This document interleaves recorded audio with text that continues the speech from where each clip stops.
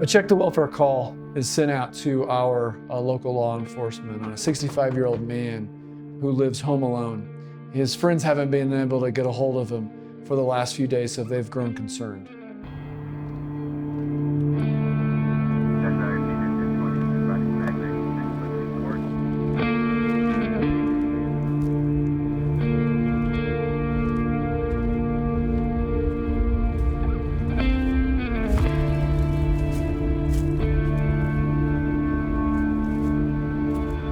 Our local law enforcement and our fire department respond to the call. And when they get to the house, they notice that the back door is wide open. It's been kicked in.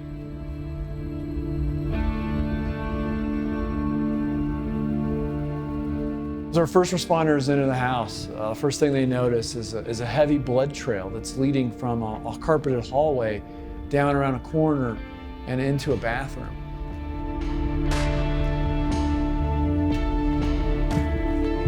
And in the doorway of that bathroom, they find the deceased. He's lying on his back with his feet towards the bathroom inside on the tile, and his head outside the doorway, lying in a pool of very large blood.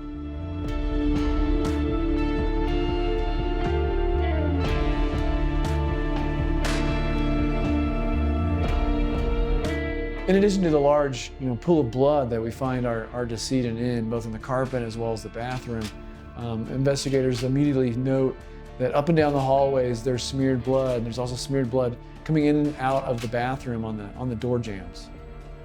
So given everything that we have here, a kicked in door, a trail of blood to a bathroom, blood smears on the wall, and large amounts of cash and firearms, this case looks like a homicide.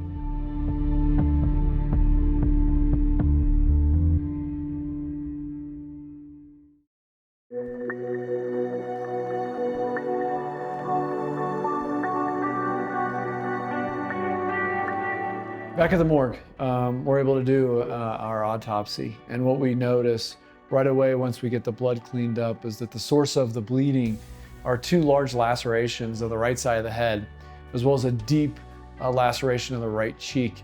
He's got some other scrapes and scratches over the left side of his head as well. These are obviously the injuries of significant blunt force trauma.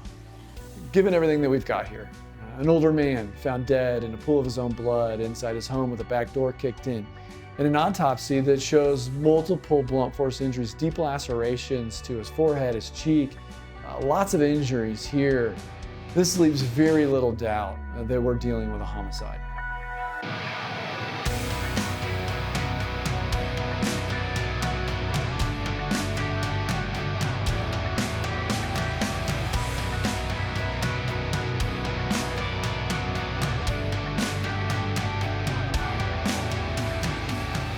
The investigation picks up, and so we interview the neighbors who tell us about 3 weeks ago they heard loud disturbances and yelling coming from inside the home.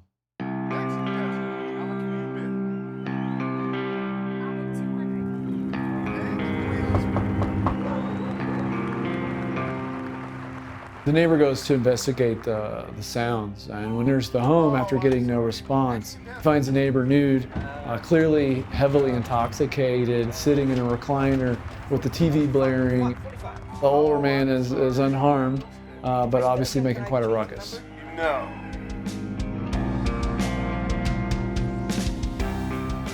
We also discover that about 2 weeks prior, another group of friends couldn't get a hold of the decedent, so they also had called for a welfare check.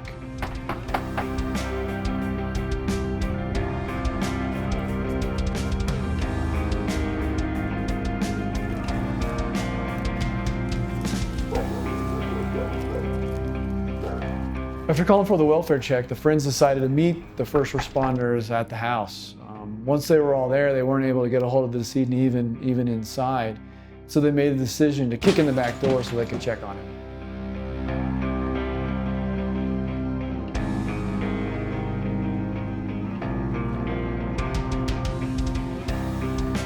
After kicking in the back door, first responders and friends enter the residence where they find our decedent once again minimally clothed as well as heavily intoxicated, making a bunch of noise, but essentially unharmed and unwilling to go to the hospital.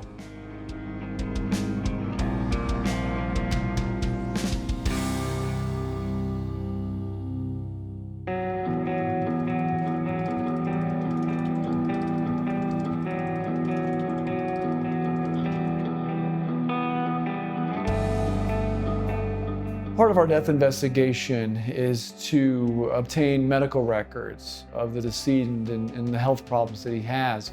Once I have those in hand, I review them, and it's very revealing in that he's had multiple previous hospitalizations at some of our local area hospitals for injuries that he got while intoxicated and falling at home, including a couple weeks ago when he fell and hit his head on the toilet, resulting in several injuries, bleeding, and required significant medical care.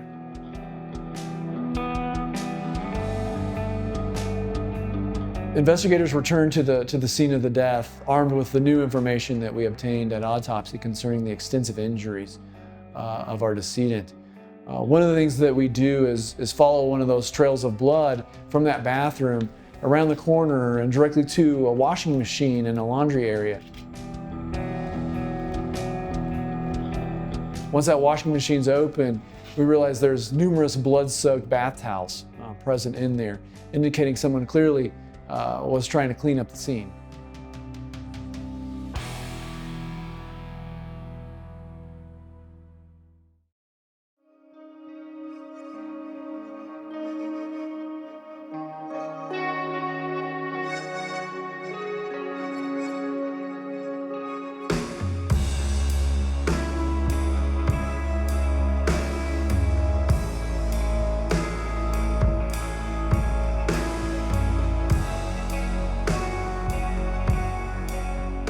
I perform a microscopic exam of some of the tissues I collected at autopsy.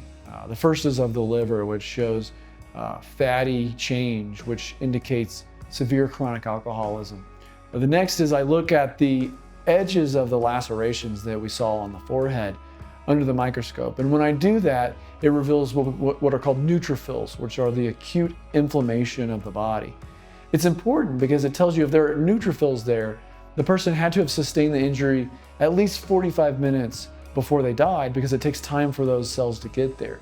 It indicates to me that the decedent got the injuries and was alive for some time before ultimately succumbing to the blood loss.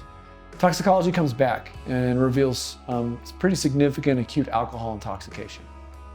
As all the pieces finally start to fall into place, the autopsy itself, the scene investigation, and then now the history, it starts to paint a fairly surprising picture, in that this is clearly a situation where our decedent has once again fallen, like he has in the past, while intoxicated, and this time severely injured himself.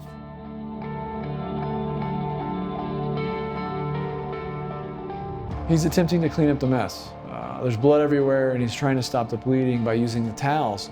But because of his intoxication, he doesn't recognize the severity of his injuries, and he doesn't call for help. Lacerations of the head bleed heavily, and that's what's happening here. As the blood is lost, he's going to grow even more confused, making it difficult to know how to respond appropriately and get himself out of this bad situation. Ultimately, he grows very confused, collapses to the ground before dying.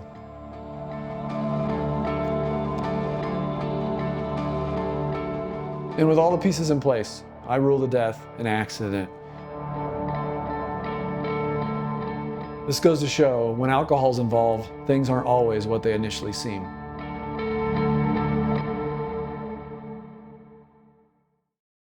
This case highlights an unfortunate tragic trend in Colorado Springs and in the greater nation. Over the last several decades, we've seen increases in people dying of what we call the diseases of despair, which include substance abuse and chronic alcohol.